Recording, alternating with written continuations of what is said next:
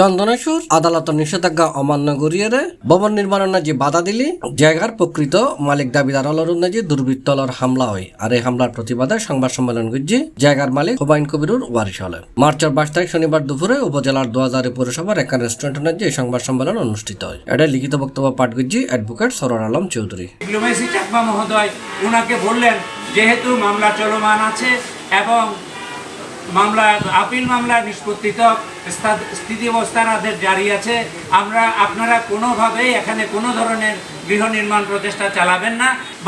বারবার এলাকার সন্ত্রাসী মাস্তানদেরকে, তার পূর্ববর্তী দোসর ফ্যাসিস্ট হাসিনা দোসরদেরকে নিয়ে আমার এই জমি, আজকে আমরা 25-26 বছর ধরে যে আইনি লড়াই চালিয়ে যাচ্ছি, এই জমিটা আত্মসাৎ করবার জন্য সে উঠে পড়ে লেগেছে।